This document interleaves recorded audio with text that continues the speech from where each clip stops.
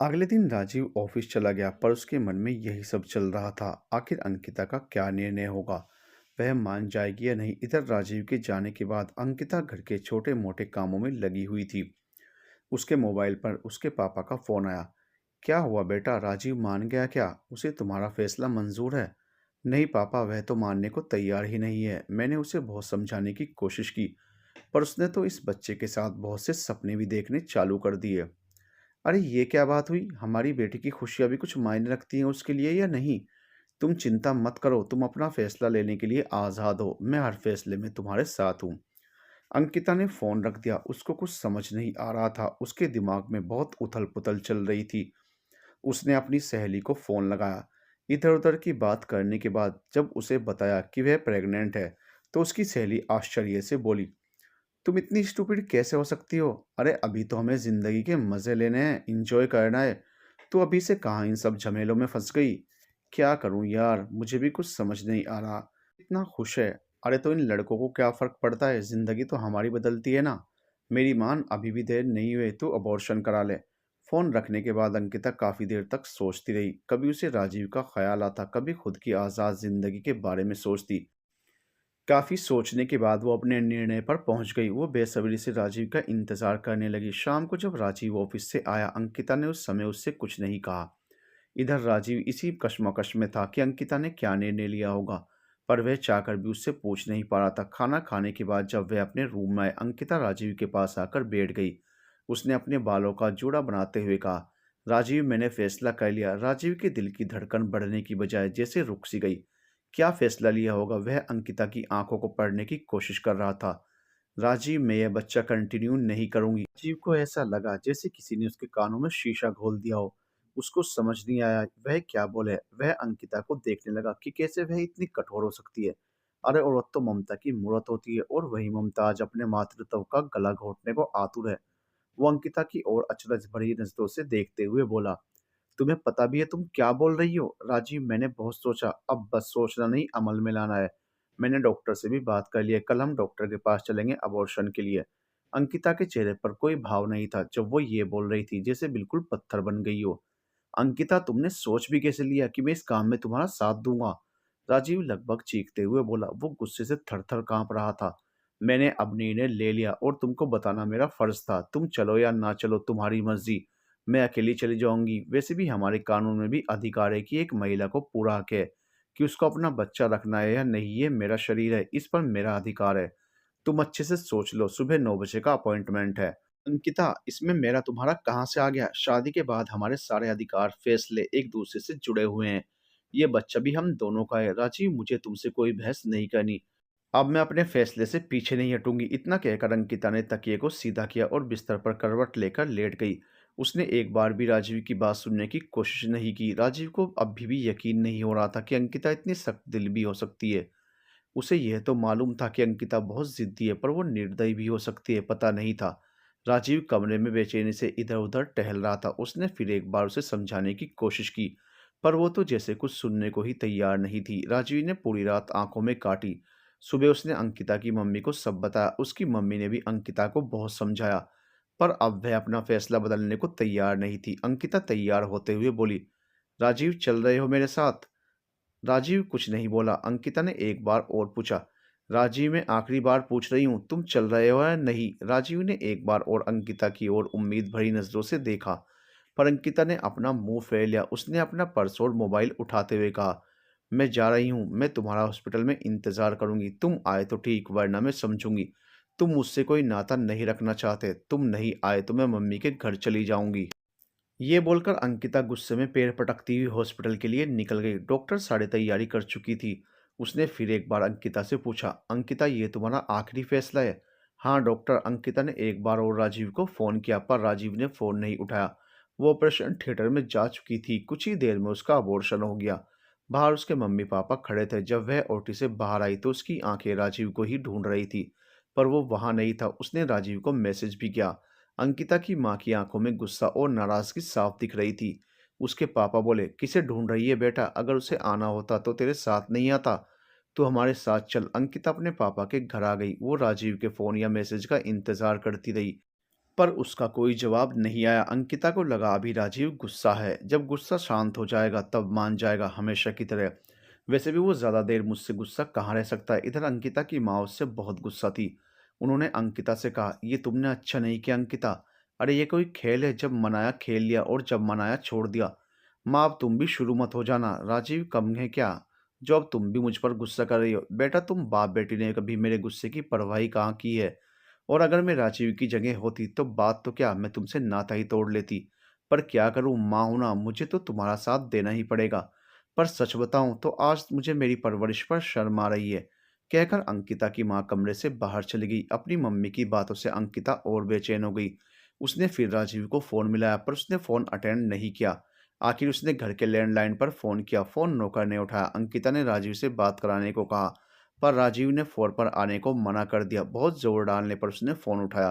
Phone उठाते ही अंकिता फट पड़ी। तुम मुझसे बात क्यों नहीं कर रहे? तुमने एक बार भी मेरी तबीयत, मेरा हाल नहीं पूछा। अरे तुमको मुझसे ज़्यादा वह बच्चा प्यारा है। अंकिता चिल्लाकर शायद अपने अपराध बोध को कम कर रही थी, क्योंकि अपनी मम्मी और राजीव के गुस्से को वो महसूस कर रही थी। उसने सोचा नहीं था राजीव उससे ऐसा व्यवहार करेगा। उसको तो लगा था हमेशा की तरह उसकी इस ज़िद में भी राजीव उसका साथ देगा। आज तक जैसे और ज़िद पूरी करती आई थी, हर चीज़ को खेल समझती थी। ये भी उसके लिए किसी खेल से कम नहीं था। राजीव ने अपने गुस्से पर नियंत्रण किया और बोला, अंकिता मैं बस इतना कहूँगा, तुमने जो किया सही किया। तुम जैसी औरत को माँ बनने का हक नहीं है। अच्छा है तुमने उसको इस दुनिया में लाने से पहले ही ख़त्म कर दिया। तुम क्या जानो माँ क्या होती है, तुम माँ बनने लायक हो ही नहीं। राजीव की आवाज़ रुंधी हुई थी। वो एक-एक शब्द जैसे तोलकर बोल रहा था। वो बहुत दुखी लग रहा था। राजीव तुम होश में तो हो? क्या कह रहे हो? अच्छा ये बताओ मुझे लेने कब आओगे? हम बैठकर बात करेंगे। अंकिता बात करने को बचा ही क्या है? मुझे इस संबंध में कोई बात नहीं करनी। और हाँ, यह तुम्हारा घर है, जब चाहो आ जाना। पर मैं तुम्हें लेने नहीं आऊँगा। और इतना कहकर राजीव ने फ़ोन रख दिया। अचानक राजीव का यूँ फ़ोन रखना अंकिता को बेचैन कर गया। उसने सपने में भी नहीं सोचा था कि राजीव उसके साथ ऐसा बर्ताव करेगा। वैसे किसी ने आज से पहले उससे ऐसा बर्ताव किया भी नहीं था। शादी से पहले उसके पापा उसकी सारी बातें, उसकी हर मनमानी पूरी करते आए थे। राजीव ने भी कभी उसको किसी काम के लिए मना नहीं किया, जो उसके जी में आया करने दिया। शायद उसी का नतीजा था कि उसको अपनी किसी भी बात में ना सुनना गंवाना नहीं था। आज तक जिंदगी अपनी शर्तों पर जीती आई थी, आज भी वही तो कर रही थी। जीवन में कभी गंभीर होना सीखा ही नहीं था, हर चीज़ को खेल की तरह लिया। पर उसको ये नहीं पता, शादी के बाद कुछ चीज़ें बदल जाती हैं। शादी कोई खेल नहीं, और वैसे भी जिस शादी में एक तरफा मनमानी और शर्तें हों, वह रिश्ता भला कब तक टिक सकता है। कभी तो नाव डगमगाएगी। अंकिता बेचैनी से बिस्तर पर करवट बदलने लगी। उसका गुस्सा इस समय सातवें आसमान पर था और पता नहीं क्यों उसकी आंखों से आंसू बहते जा रहे थे। राजीव का इस तरह से फोन रखना उसको अपना अपमान लग रहा था। वह अचानक से उठकर बैठ गई और सोचने लगी, आखिर वो ऐसा बर्ताव क्यों कर रहा है, इतना कठोर कैसे हो गया। उसके दिमाग में विचारों की लड़ाई चल रही थी। इतने में उसके पापा उसके कमरे में आए। वह अपनी बेटी की हालत देखकर बोले, क्या हुआ बेटा, इतनी बेचैन क्यों है, ऐसे रो क्यों रही है। इस समय अंकिता किसी के साथ को तरस रही थी। कहीं ना कहीं उसको भी लग रहा था कि कहीं उसने गलत तो नहीं किया। पर उसके अंदर की जिद और अहम उसको गलत साबित नहीं होने दे रहा था। बस इस समय उसको एक ऐसे सहारे की ज़रूरत थी जो उसको हर हाल में सही कहे, उसको दोषी ना बताए। कहे तुमने जो किया सही किया, जो उसके अहम को संतुष्ट कर सके। और उसका पापा के रूप में वह सहारा मिल गया। वह पापा के कंधे पर सिर रखकर देर तक सुबकती रही। पापा, मम्मी और राजीव मुझसे बहुत गुस्सा हैं, कह रहे हैं मैं माँ बनने लायक ही नहीं हूँ। कहते कहते वे पापा को कसकर चिपक गई। बताओ ना पापा, मैं गलत हूँ क्या? सारा दोष मेरा है। उसके पापा जो अपनी बेटी की आंखों में कभी आंसू नहीं आने देते थे, उसके मुंह से निकलने से पहले हर चीज़ उसके आगे हाजिर कर देते थे। उसकी हर गलती में उसका साथ देते थे। वो अंकिता की हालत से बेचैन हो गए। अंकिता के आंसू पहुँचते हुए उसके गालों पर प्यार से अपना हाथ रखते हुए बोले, किसने कहा बेटा कि तुम गलत हो? तुम अपने आप को दोषी क्यों ठहरा रही हो? अरे ये तुम्हारी ज़िंदगी है, ये तुम्हारा शरीर है, तुमने कोई गलत काम नहीं किया है, मैं तुम्हारे साथ हूँ। पापा की बातें अंकिता को ऐसे लगी जैसे डूबते को तिनके का सहारा मिल गया हो, जैसे उसके पापा उसके ज़ख्मों पर मरहम लगा रहे हों। अपने पापा की बात सुनकर अंकिता ज़ोर-ज़ोर से रोने लगी। पापा, राजीव मुझे लेने भी नहीं आ रहा है, कह रहा है तुम्हारा घर है, आना है तो आओ। तो क्या बेटा, क्यों जाना उधर, जब तक तुम्हारा मन है इधर रहो, ये तुम्हारा ही तो घर है। और इतना क्यों नाराज़ है वो, ऐसी कौन सी ज़िंदगी निकल गई तुम्हारी? क्या आगे तुम माँ नहीं बन पाओगी? अरे अभी तुम्हारी उम्र ही क्या है? जब तुम्हारा मन चाहे तब निर्णय लेना, ये तुम्हारी ज़िंदगी है। तुमने कुछ गलत नहीं किया। उसके पापा काफ़ी देर तक उसे समझाते रहे और उसके बालों में प्यार से हाथ फेरते रहे। अंकिता ऐसे ही उनके कंधे पर देर तक सुबकती रही। इस बीच राजीव का कोई फ़ोन नहीं आया। अंकिता ने भी उससे कोई बात नहीं की। उसको लग रहा था राजीव राय का पहाड़ बना रहा है। इतना बड़ा कोई इश्यू नहीं है, लेकिन उसका राजीव के बिना मन भी नहीं लग रहा था। हर पल उसको राजीव की कमी महसूस होती। रात को बेचैनी से करवटें बदलती रहती, पर उसका अहम, उसकी जिद उसको झुकने भी नहीं दे रही थी। वैसे भी झुकना उसने कभी सीखा ही नहीं था। जिद और जमीर का टकराव बढ़ता जा रहा था। दिन निकलते जा रहे थे और अंकिता की बेचैनी बढ़ती जा रही थी। एक दिन वह अपने कमरे में बैठी हुई अपने मोबाइल में राजीव और खुद की फोटो देख रही थी। तभी पीछे से उसकी माँ उसके पास आई। अंकिता ने उनको देखते ही वो पिक्चर हटा दी। उसकी माँ उसको दूध का गिलास पकड़ाते हुए बोली, क्या हुआ बेटा, इतनी परेशान क्यों है? क्यों इतनी उदास है? मुझे पता है तू राजीव से बहुत प्यार करती है। उसके बिना देख कैसी हालत बना ली। उसको फ़ोन क्यों नहीं करती? मैं जानती हूँ अगर तू उससे कहेगी, समझाएगी, वो तुझे लेने आ जाएगा। अंकिता ने दूध का गिलास एक तरफ रखते हुए कहा, क्यों माँ, मैं क्यों करूँ फ़ोन उसको? और कितने फ़ोन कर लिए मैंने उसे? आखिर ऐसा कौन सा गुनाह कर दिया? अपनी बेटी के तेवर देखकर अंकिता की माँ बोली, ठीक है, अगर तुम अपनी ज़िद छोड़ना नहीं चाहती तो रहो आराम से। तुम सही हो, तो फिर इतनी बेचैनी क्यों? अपनी माँ की बात सुनकर अंकिता का पारा चढ़ गया। आखिर तुम कैसी माँ हो? हमेशा मुझको ही गलत बताती हो। अरे माँ तो अपनी बेटी का पक्ष लेती है और तुम मुझे ही गलत कह रही हो। काश ये सब मैं तुमको पहले समझा पाती, और गलत बात में मैं तुम्हारी तरफदारी कभी नहीं करूँगी। हाँ, ये सही कहा, मैं कैसी माँ हूँ जो अपनी बेटी को सही गलत का फ़र्क भी नहीं समझा सकी। पर तुम किस मुँह से कह रही हो मैं कैसी माँ हूँ? तुम क्या जानो माँ कैसी होती है? इतना कहकर उसकी माँ चुप हो गई। अंकिता को ऐसा लगा जैसे उसकी माँ ने उसके गाल पर एक करारा तमाचा जड़ दिया। उसकी माँ उसके कमरे से बाहर आ गई। अंकिता अभी भी गुस्से में ही थी। पर कहते हैं ना, माँ तो माँ होती है। उन्होंने अंकिता को ये सब कह तो दिया, पर उसकी हालत देखकर मन ही मन बेचैन हो रही थी। उनको समझ नहीं आ रहा था क्या करें। तभी उनके दिमाग में आया, क्यों ना एक बार राजीव से बात की जाए। बहुत ही समझदार और व्यवहारिक लड़का है, बड़ों का मान सम्मान करना जानता है। क्या पता मेरी बात मान जाए। और उन्होंने राजीव को फ़ोन किया। राजीव बेटा, मुझे मालूम है मेरा कोई हक नहीं है। शायद मेरी बेटी ने मुझसे ये छीन लिया। तुमसे माफ़ी मांगती हूँ। उसने तो हमें इस लायक भी नहीं छोड़ा। पर एक माँ होने के नाते मैं तुमसे हाथ जोड़कर विनती करती हूँ, प्लीज़ अंकिता को लेने आ जाओ। एक बार उससे बैठकर बात करो, क्या पता चीज़ें सुलझ जाएँ। मुझसे उसकी हालत देखी नहीं जाती। बेटा, जितना ये सच है कि वो ज़िद्दी है, उसमें बहुत बचपना है, पर उतना ही ये भी सच है कि वो तुमसे बेइंतहा प्यार करती है। तुम्हारे बिना उसकी हालत जलबिन मछली की जैसी है। बेटा, यह एक माँ की प्रार्थना है। और कहते हुए उसकी माँ रोने लगी। प्लीज़ मम्मी, माफ़ी माँगकर मुझे शर्मिंदा मत कीजिए। वैसे भी मैंने अंकिता को कहा है, यह घर उसी का है, जब आना चाहे आ सकती है। बेटा, एक बार तुम पहल करके देखो, क्या पता तुम दोनों पहल करने के चक्कर में समय गँवा रहे हो। ठीक है मम्मी, राजीव ने गहरी सांस ली। आपके कहने पर मैं अंकिता से बात कर लूंगा। आप बिल्कुल परेशान मत होइए। अगर बात करने से ही चीजें सुलझ जाए तो हर्ज ही क्या है। बेटा, मैं तुम्हारी शुक्रगुजार रहूंगी। प्लीज मम्मी, ऐसा कहकर आप मुझे शर्मिंदा कर रही हैं। मैं अंकिता से बात करता हूँ, आप चिंता मत करिए। राजीव ने फोन रख दिया। उसको समझ नहीं आ रहा था क्या सच में अंकिता से बात करने से चीजें सुलझेंगी, और अगर सुलझना भी चाहे तो उसकी जिद वो सुलझने देगी। फिर भी उसने जाने किस उम्मीद पर अंकिता को फ़ोन किया। अपने मोबाइल पर राजीव का नाम देखकर अंकिता की खुशी का ठिकाना नहीं रहा। आज कैसे मेरी याद आ गई, सोचती हुई 3-4 रिंग के बाद उसने फ़ोन उठाया। कहो राजीव, आज कैसे याद किया? कैसी हो तुम? राजीव को अंकिता की आवाज़ सुनकर कितनी ठंडक मिली। तभी उधर से अंकिता बनावटी गुस्से में बोली, तुमको क्या, मैं कैसी हूँ, कैसी नहीं हूँ? तुमने तो एक बार भी मेरा हाल जानने की कोशिश नहीं की। अंकिता राजीव से बातें तो बहुत कुछ करना चाहती थी, पर उसे समझ नहीं आ रहा था क्या कहे। अंकिता, हम बैठकर बात कर सकते हैं। क्या बात करनी है राजीव? तुम बोलो तो सही। ठीक है, बताओ कब आ रहे हो? नहीं, मैं घर नहीं आ रहा, हम बाहर कहीं लंच पर मिलते हैं। ठीक है, मैं आ जाऊंगी। राजीव ने फ़ोन रख दिया। आज इतने दिन बाद राजीव की आवाज़ सुनकर दिल कितना खुश था अंकिता का।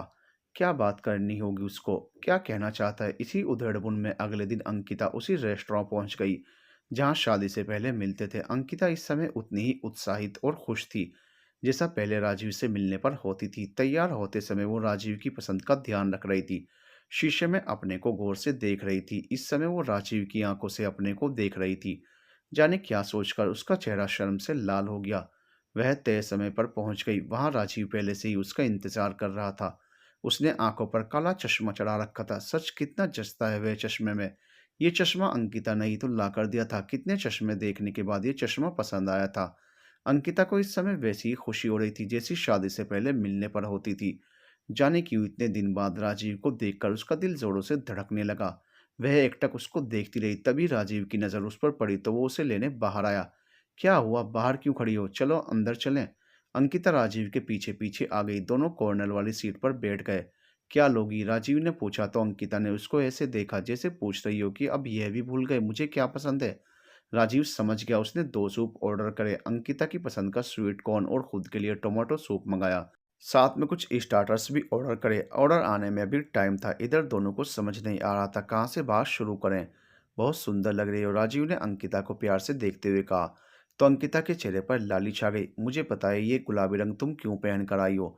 अंकिता ने सवालिया नजरों से राजीव को देखा तो राजीव बोला, ऐसे क्या देख रही हो, क्योंकि तुम्हें पता है मुझे यह रंग बहुत पसंद है, तुम पर खिलता है यह रंग। अंकिता कुछ नहीं बोली, बस नजरें नीची करके प्लेट में रखे कांटे से खेलने लगी। अंकिता, जब तुमको मेरी पसंद की इतनी परवाह है, मुझसे इतना प्यार करती हो तो आ क्यों नहीं जाती, किस बात का इंतजार कर रही हो। राजीव ने अंकिता से कहा। अंकिता की आंखों में आंसू आ गए। उसने अपनी आंखों पर चश्मा चढ़ा लिया। वह नहीं चाहती थी कोई उसको ऐसे देखे। राजीव ने उसका हाथ अपने हाथ में ले लिया। सच कितना सुकून मिला अंकिता को इतने दिन बाद। राजीव का स्पर्श महसूस कर उसका रोम रोम खिल गया। देखो अंकिता, जो हो गया सो हो गया, कहीं से तो शुरुआत करनी पड़ेगी ना। इतने में वेटर उनका ऑर्डर ले आया। दोनों सूप पीने लगे।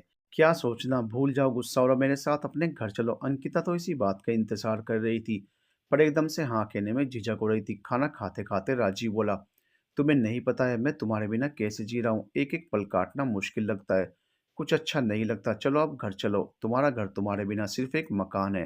अंकिता भी चीजों को सुलझाना चाहती थी। इतने दिन राजीव के बिना रहकर जान चुकी थी कि वह भी राजीव से बहुत प्यार करती है। उसके बिना रहना कितना मुश्किल है।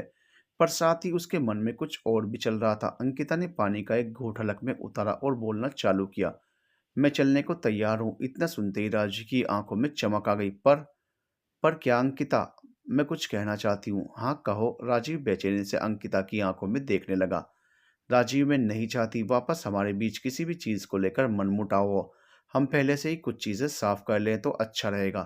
क्या कहना चाहती हो, मैं समझा नहीं। राजीव, मेरी कुछ शर्तें हैं। जब तक मैं तैयार नहीं होंगी हम बच्चे के बारे में बात भी नहीं करेंगे। इसका फैसला लेने का अधिकार मेरा होगा। राजीव खाना खाते खाते रुक गया। ये क्या कह रही हो, हमारा रिश्ता आपसी प्यार, विश्वास और भरोसे पर टिका है।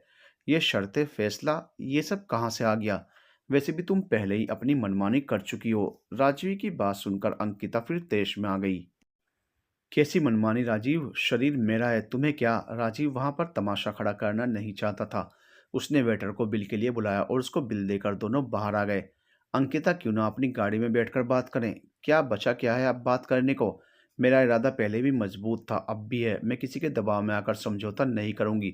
अंकिता, इसमें समझौते की बात कहाँ से आ गई। अरे ये तो आपसी सहमति की बात है।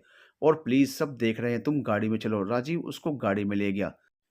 बोलो अंकिता, चलें घर। नहीं राजीव, पहले तुम बताओ, क्या तुम मेरे फैसले से सहमत हो। मैं इसे समझौता करके नहीं चलूंगी।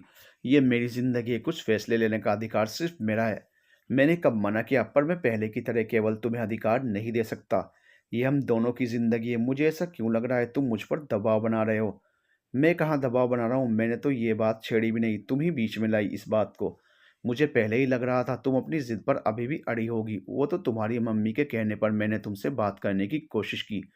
मुझे पहले ही समझ जाना चाहिए था, तुम नहीं समझने वाली। राजीव की बात सुनकर अंकिता और भी गुस्से में आ गई। ओ, तो ये तुम मम्मी के कहने पर कर रहे थे। मुझे तो लगा चलो तुमको मेरी याद तो आई। मुझे क्या पता था तुमको कोई फर्क नहीं पड़ता मैं तुम्हारी जिंदगी में रहूं या ना रहूं। दोनों के बीच में काफी देर तक बहस होती रही। नहीं राजीव, मैं समझौते वाली जिंदगी नहीं जी सकती। सॉरी, मैं तुम्हारे साथ नहीं चल रही। अंकिता, मेरी बात तो सुनो। पर अंकिता बिना कुछ कहे गाड़ी का दरवाजा खोलकर अपनी गाड़ी की तरफ बढ़ गई। राजीव उसको जाता हुआ देखता रहा। उसकी आंखों में आंसू थे। उसको समझ नहीं आ रहा था आखिर वह अंकिता को समझ नहीं पाया या उसको संभाल नहीं पाया। राजीव ने गाड़ी में से ही अंकिता की मम्मी को फोन मिलाया। मम्मी, मैं आपसे माफी चाहता हूँ, मैं अंकिता को नहीं समझा पाया। उसकी आवाज रूंधी हुई थी। अंकिता की माँ बोली, बेटा माफी तो मुझे मांगनी चाहिए। मुझे पहले ही समझ जाना चाहिए था कि मेरी बेटी की जिद उसके प्यार पर भारी पड़ रही है। फिर भी पता नहीं किस आस में मैंने एक कोशिश की और एक बार फिर से तुम्हारा दिल दुखाया। बेटा मुझे माफ कर दो। अब आगे से मैं अंकिता को कुछ नहीं समझाऊंगी। अगर वो अपने हाथों से अपनी ज़िंदगी ख़राब करना चाहती है तो करे, पर फिर भी मैं भगवान से यही प्रार्थना करूँगी कि काश समय रहते उसे अकल आ जाए। बेटा अपना ध्यान रखना, और अगर कभी भी मैं तुम्हारे कुछ काम आ सकूँ तो मैं अपना सौभाग्य समझूंगी। एक बार फिर से मैं तुमसे हाथ जोड़कर माफ़ी मांगती हूँ। राजीव ने फ़ोन रख दिया। उधर जब अंकिता घर पहुंची तो एक तरफ अपना पर्स पटकते हुए चिल्लाने लगी, मम्मी मम्मी। पूरे घर में वो अपनी मम्मी को ढूंढ रही थी। इस समय वो बहुत गुस्से में थी। उसके पापा भागे हुए आए। क्या हुआ बेटा, क्यों चिल्ला रही हो? पापा बस अब बहुत हुआ, आखिर मम्मी चाहती क्या है? क्या उनको अच्छा नहीं लग रहा मेरा इधर रहना? अगर ऐसी ही बात है तो मैं कहीं और चली जाऊंगी। तब तक उसकी मम्मी भी हॉल में आ चुकी थी। उनको देखते ही अंकिता उठकर उनके पास गई। क्यों मम्मी, क्यों? आखिर आपने मुझसे बिना पूछे राजीव को फ़ोन क्यों किया? आप उसके आगे क्यों गिड़गिड़ाई? अरे अगर उसको मेरी परवाह नहीं तो मैं क्यों करूं? वह तो यही सोचेगा कि मैं उसके बिना नहीं रह पा रही। आपने उसके आगे मेरा अपमान किया है। आपने एक बार भी मुझसे नहीं पूछा मेरे बारे में, एक बार भी ख्याल नहीं आया आपको? मेरी ज़िंदगी के फैसले मुझसे बिना पूछे लिए जा रहे हैं। अंकिता की मम्मी उसकी बात चुपचाप सुनती रही, फिर बोली, अगर तुम बोल चुकी तो अब मैं बोलूँ? उसकी माँ भी इस समय बहुत गुस्से में थी। हाँ, मैंने ही किया था राजीव को फ़ोन। क्या करूँ, एक माँ हूँ ना, तुम्हारी हालत देखी नहीं जा रही थी। पर नहीं, बस अब बहुत हो गया। मैं समझ चुकी हूँ, गलती मेरी थी। जो सोचा शायद तुम समझ जाओगी, पर मैं गलत थी। अरे समझाया तो उसे जाता है जो कुछ सुनने को समझने को तैयार हो। तुम्हारी आंखों पर तो अपनी जिद का पर्दा पड़ा है, जिसके आगे तुम्हें कुछ दिखाई नहीं दे रहा। ना अपना भला ना बुरा, और किस अपमान की बात कर रही हो? अरे तुम्हारा नहीं, अपमान तो बेचारे राजीव का हुआ, जो मेरे कहने पर तुम्हें मनाने को तैयार हुआ। पर बस अब और नहीं, बहुत हो गया। बहुत घमंड है ना तुम्हें मेरी जिंदगी, मेरे फैसले। तो लो अपने फैसले, जैसे जीना है जियो, अब मैं कुछ नहीं कहूंगी। अंकिता गुस्से से भरी हुई चिल्लाई, हाँ तो मेरी जिंदगी है ये, और बता दूंगी मैं राजीव को कि मैं उसके बिना जी सकती हूँ। समझता क्या है वो अपने आप को? उसके पापा जो चुपचाप सब सुन रहे थे, अंकिता उनके पास गई। पापा अभी आप वकील से बात करो, तलाक के पेपर तैयार करवाओ, अब मुझे नहीं रहना उसके साथ। उसको भी तो मालूम चले कि मैं अकेली जी सकती हूँ। अपनी बेटी की बात सुनकर उसके पापा ने उसे प्यार से बैठाया। बेटा अभी तुम बहुत गुस्से में हो, तुम्हें कुछ समझ नहीं आ रहा, थोड़ा ठंडे दिमाग से काम लो। तलाक तक बात नहीं पहुंचनी चाहिए। अंकिता को बिल्कुल उम्मीद नहीं थी उसके पापा भी उसको समझाएंगे। उसको तो लगा हमेशा की तरह उसकी बात वो बिना सवाल किए मान जाएंगे। उसने अपने पापा का हाथ झटक दिया और गुस्से से चिल्लाई, ओ अब समझ आया, आप भी मेरे साथ नहीं हो। ठीक है, मुझे किसी की ज़रूरत नहीं, रह लूंगी मैं अकेले। और अंकिता गुस्से में अपने पैर पटकते हुए कमरे में जाने लगी। उसके पापा ने उसका हाथ पकड़ा। किसने कहा बेटा तुम अकेली हो? अरे मैं हमेशा तुम्हारे साथ हूँ। पर सच बताओ, क्या सच में ये तुम्हारा आखिरी फैसला है?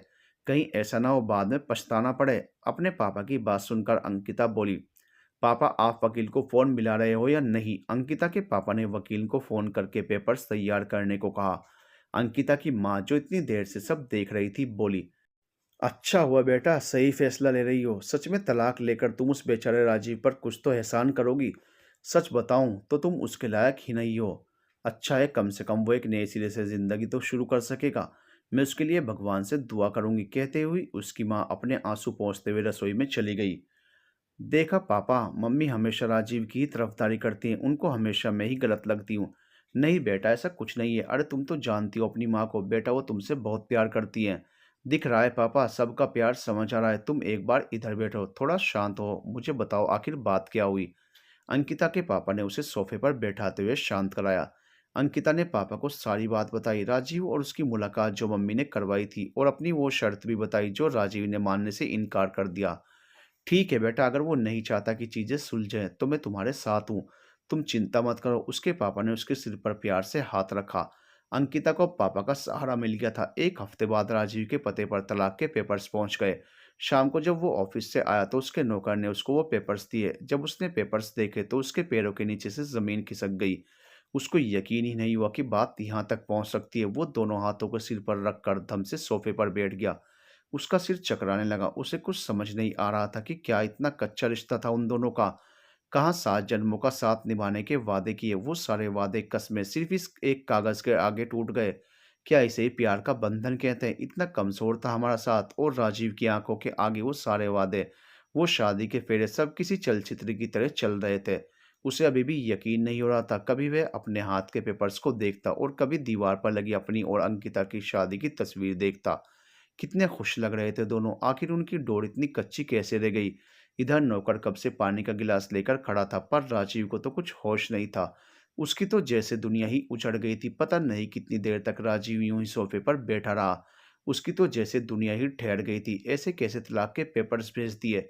एक बार भी मेरा ख्याल नहीं आया उसे। नहीं नहीं, वो ऐसा नहीं कर सकती। हो सकता है उसने गुस्से में ये पेपर्स भेजे हों। उसका गुस्सा तो मैं जानता ही हूँ। बाद में जब उसका गुस्सा ठंडा हो जाएगा तब अपने ही फैसले पर अफसोस करेगी। सोचते सोचते उसने अंकिता को फोन मिलाया, पर काफी रिंग जाने के बाद भी अंकिता ने फोन नहीं उठाया।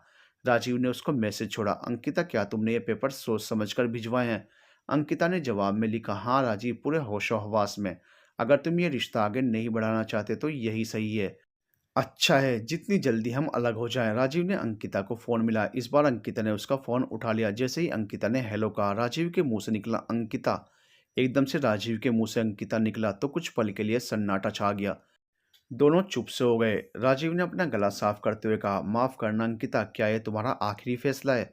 पता नहीं क्यों मन नहीं माना। एक बार मैं तुम्हारे मुंह से सुनना चाहता हूँ। ऐसा लग रहा था जैसे उसकी आवाज़ किसी गहरे कुएं से आ रही हो। बहुत गंभीर था, टूट सा गया था वो। हाँ राजीव, ये मेरा आखिरी फैसला है। अंकिता की आवाज़ दृढ़ थी। राजीव ने ठंडी आह भरी।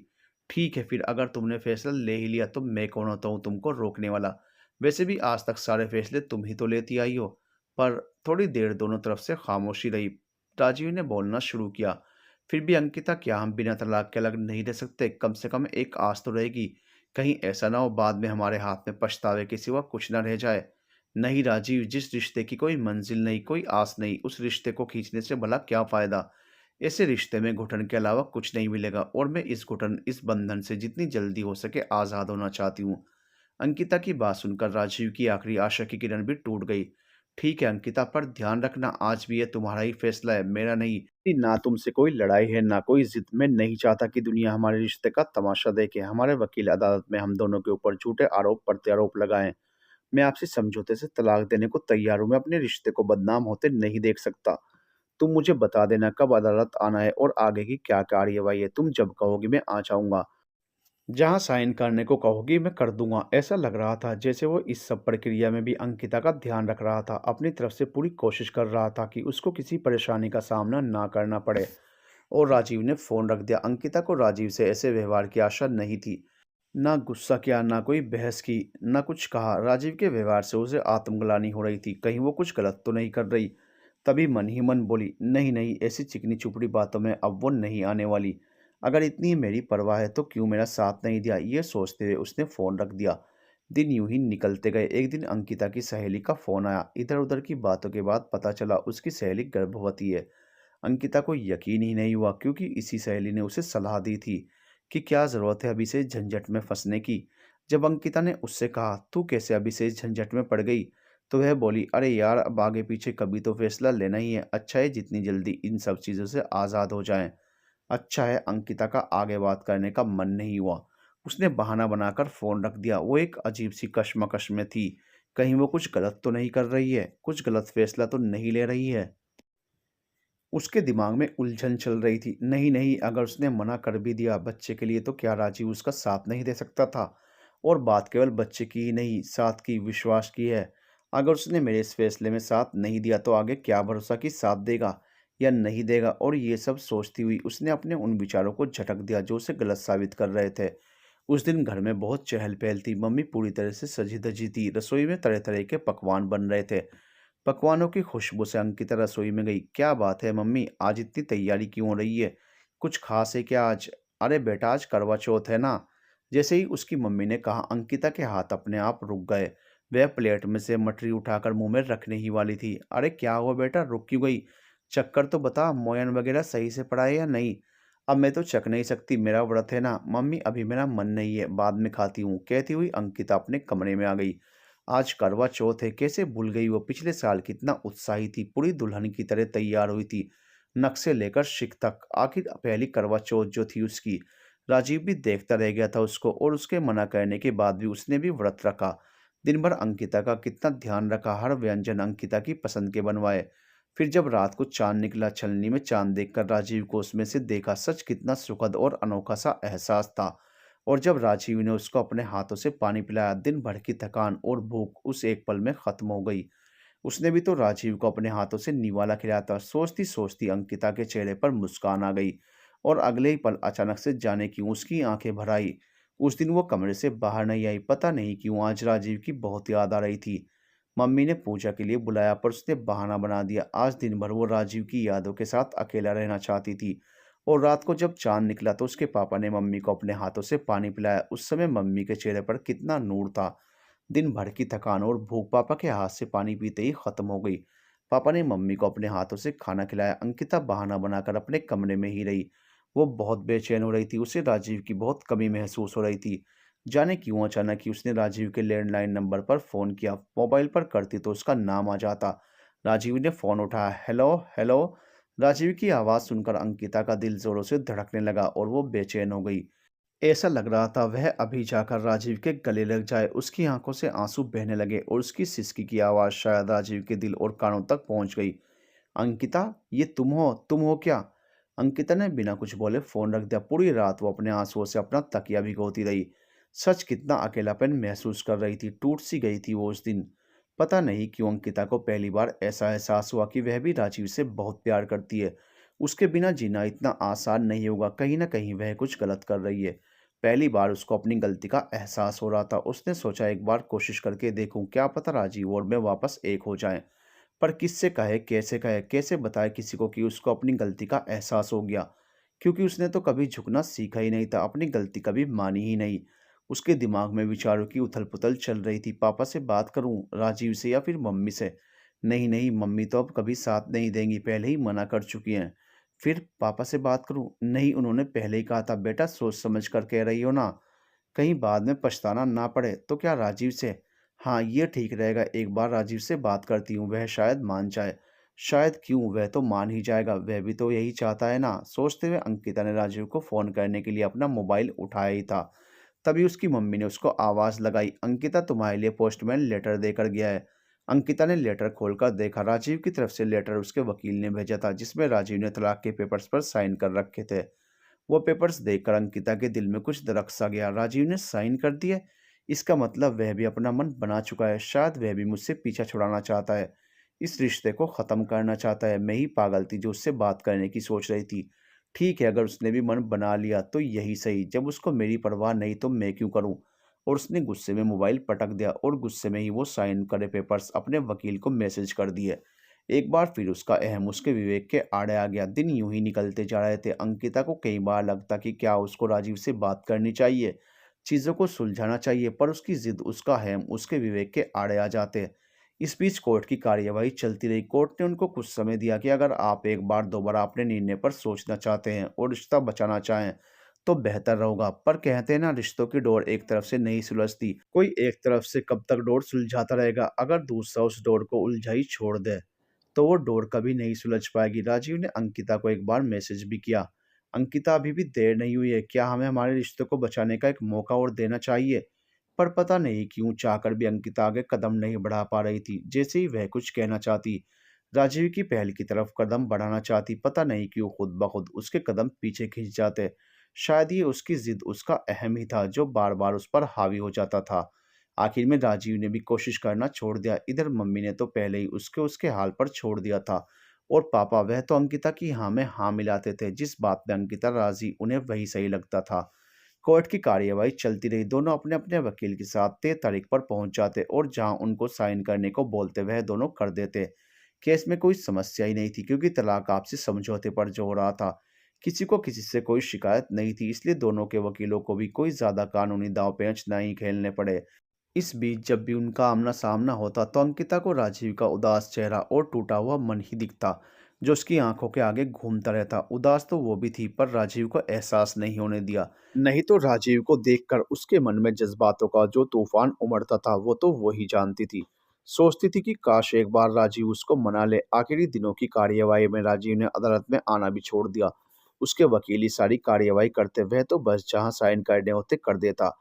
इधर अंकिता, जो हर बार अदालत इसीलिए आती थी कि इसी बहाने सही राजीव को देख तो लेगी, पर उसकी जिद ने उससे वह मौका भी छीन लिया। आखिर में सारी कार्यवाही हो गई। इसी महीने की 28 तारीख को उनके केस का फैसला होना था, जो कि सिर्फ महज औपचारिकता ही थी। पहले से ही तय था कि उनका तलाक अदालत मंजूर कर लेगा। एक दिन अंकिता अपने ख्यालों में खोई थी, तभी उसके पापा उसके पास आए। बेटा, क्या सोच रही हो? कुछ नहीं पापा, उसके पापा उसके पास बैठ गए। बेटा, इस महीने तुम्हारा तलाक का फैसला भी हो जाएगा। फिर तुमको हमेशा के लिए इस बंधन से आज़ादी मिल जाएगी। पता नहीं अंकिता को पापा का ऐसा बोलना अच्छा नहीं लगा। फिर क्या सोचा आगे का? उसके पापा ने उससे पूछा तो अंकिता की आंखों में सवाल था। उसके पापा क्या कहना चाहते हैं? उसके पापा ने उसके बालों में हाथ फेरते हुए कहा, बेटा तुम्हारे सामने पूरी जिंदगी पड़ी है, ऐसे अकेले कब तक बिताओगी? मेरे दोस्त का एक बेटा है, तुम कहो तो उससे बात चलाऊं? अंकिता को पापा की बातें ऐसी लगी जैसे किसी ने उसे खोलते तेल में डाल दिया हो। वह गुस्से में बोली, आपने ऐसा सोचा भी कैसे? अरे ऐसे कैसे मैं किसी से भी शादी कर लूं? अभी तक तो मेरा तलाक भी नहीं हुआ और आप ये सब सोचने लगे। क्या आपको भी मैं बोझ लग रही हूँ? अंकिता की आंख गुस्से से लाल थी। नहीं बेटा, ऐसी कोई बात नहीं। अरे तू कभी मेरे लिए बोझ नहीं हो सकती, पर बेटा तेरे आगे पूरी जिंदगी पड़ी है। उसके पापा ने उसे समझाने की कोशिश की। प्लीज पापा, इस बारे में मुझे अभी कोई बात नहीं करनी। और अंकिता अपने पापा के सीने पर सिर रखकर रोने लगी। अरे मेरी रानी बेटी क्यों रो रही है? अगर मेरी बातों से तेरा दिल दुखा तो मैं माफी मांगता हूँ। आज के बाद मैं कभी ऐसी कोई बात नहीं करूंगा जो तुझे पसंद ना हो। तो अपनी जिंदगी जैसे तुझे जीनी है जी। मैं हमेशा तेरे साथ हूँ। इधर अंकिता पता नहीं कब तक अपने पापा के सीने पर सिर रखकर आंसू बहाती रही। वास्तव में वो सिर्फ पापा की बात से ही नहीं दुखी थी और पता नहीं किन किन बातों का गुबार निकालना चाहती थी। पर वह गुबार निकल ही नहीं पा रहा था। वो तो जैसे उसके सीने में ही दफन हो गया था। कल कोर्ट के निर्णय की तारीख है। अंकिता बहुत बेचैन हो रही है। सुबह से राजीव की पिक्चर्स मोबाइल में देख रही थी। अपनी पुरानी यादों में खोई रही। अंदर जैसे कुछ टूट सा गया हो। उसको सब कुछ खोखला सा लग रहा था। जैसे जैसे समय निकल रहा था उसकी धड़कन बढ़ती जा रही थी। जाने क्यों आज जिंदगी में पहली बार वो हारने को तैयार थी। उसको लग रहा था काश वो ये केस हार जाए, अदालत उसके पक्ष में फैसला ना सुनाए। पर उसको मालूम था ये सिर्फ उसके मन का भ्रम है। वो सिर्फ अपने मन को बहला रही है। जब दोनों तरफ से सहमति तो अदालत क्यों आपत्ति जताएगी? विचारों का द्वंद उसके दिमाग में हथौड़े के जैसे बज रहा था। आखिरकार वो दिन आ ही गया। कोर्ट ने अपना फैसला सुना दिया और उन लोगों का तलाक हो गया। घर आने के बाद अंकिता ने अपने को एक कमरे में बंद कर दिया। वो राजीव की यादों के साथ अकेले रहना चाहती थी। टूट गई थी वो, किससे कहे अपने दिल का हाल, क्योंकि वो तो यही चाहती थी ना, इस रिश्ते से आज़ाद होना चाहती थी। हो गई आज आज़ाद। फिर क्यों खुश नहीं है वो? क्यों उसको राजीव की चिंता हो रही है? क्यों उसका वही उदास और थका हुआ चेहरा उसकी आंखों के आगे घूम रहा था जो उसने अदालत में देखा था? कैसा होगा अब? तक तो घर चला गया होगा। क्या उसका हाल भी मेरे जैसा ही होगा? अंकिता, दरवाज़ा खोल बेटा, खाना लग गया, आजा खाना खा ले। अंकिता की माँ ने दरवाज़ा खटखटाया तो अंकिता एकदम से वर्तमान में आ गई। उसकी आंखें रो रो कर सूज चुकी थी। खिड़की से बाहर देखा तो अंधेरा छा चुका था। घड़ी में समय देखा तो रात के 8:30 हो चुके थे। दोपहर से उसने अपने आप को कमरे में बंद कर रखा था। इन 4-5 घंटों में राजीव के साथ बिताया एक एक पल रियल लाइफ की जैसे उसकी आंखों के आगे चल रहा था। उसका सिर बहुत भारी हो रहा था। ऐसा लग रहा था दर्द से उसका सिर फट जाएगा। उसने दरवाज़ा खोला। बाहर उसकी माँ खड़ी थी। क्या हुआ बेटा? जब से अदालत से आई है कमरे से बाहर ही नहीं आई। चल आजा खाना खा ले। तेरे पापा किसी काम से बाहर गए हैं, 2-3 बाद आएंगे। ये कहते हुए उसकी माँ जाने लगी। उन्होंने अंकिता का चेहरा और उसकी हालत देख ली थी, पर अनजान बनने का नाटक कर रही थी। अंकिता को यकीन नहीं हुआ उसकी माँ इतनी पत्थर दिल कैसे हो सकती है। क्या उनको अपनी बेटी की हालत देखकर जरा भी दया नहीं आ रही? वो बाहर डाइनिंग टेबल पर आकर बैठ गई। उसकी माँ उसको खाना परोसते हुए बोली, आज सब कुछ तेरी पसंद का है। तेरे पापा बोलकर गए थे सब अंकिता की पसंद का बनाना। देख, मटर पुलाव, बैंगन का भरता, बथुए का रायता। अंकिता की आंखों से आंसू बहने लगे। उसने खाने की प्लेट अपने आगे से सरका दी। क्या हुआ बेटा, थाली क्यों सरकाई? माँ, क्या हो गया आपको? आपको मेरी हालत दिख नहीं रही या आप देखना ही नहीं चाहती? उसकी माँ ने उसके आंसू पोंछे और थाली लेकर अपने हाथ से उसे खिलाने लगी। जैसे ही वह एक कोर उसके मुंह की तरफ बढ़ाने लगी, अंकिता ने अपनी माँ का हाथ पकड़ लिया। नहीं माँ, मुझे नहीं खाना खाना। पहले मेरी बात का जवाब दो। उसकी माँ ने प्यार से उसके सिर पर हाथ फेरा, फिर कहा, बेटा पहले खाना खा ले, सुबह से भूखी है, उसके बाद बात करते हैं। अंकिता ने मना किया तो उसकी माँ ने उसे प्यार से झिड़की लगा दी। अब चुप कर, हर बात में अपनी जिद मत चलाया कर। ले पहले खाना खा, सुबह से भूखी है। बता जरा मटर पुलाव कैसा बना? बाजार से तेरे लिए कच्चे कच्चे मटर लेकर आई हूँ। अंकिता ने बड़ी मुश्किल से 2-4 कोर गटके होंगे। उसका दिल जानता था वह भी उसने कैसे खाया। बार बार राजीव का ही ख्याल आ रहा था। पता नहीं उसने खाना खाया होगा या नहीं। भूखा सो जाएगा तो गैस और बन जाएगी। उसकी माँ खाना खिलाकर बर्तन समेटने लगी। अंकिता ने उनका हाथ पकड़ लिया। इधर आओ माँ, मेरे पास बैठो, मेरे सिर में तेल की मालिश कर दो। दर्द से सिर फटा जा रहा है। उसकी माँ गुनगुना तेल लेकर आई और सोफे पर आकर बैठ गई। वो अपनी माँ के दोनों पैरों के बीच में उसी तरह बैठ गई जैसे बचपन में बैठती थी। उसकी माँ उसके सिर में मालिश करने लगी। पता नहीं क्यों माँ का स्पर्श था या कुछ और, अंकिता की आंखों से आंसुओं का बांध टूट पड़ा। To be continued.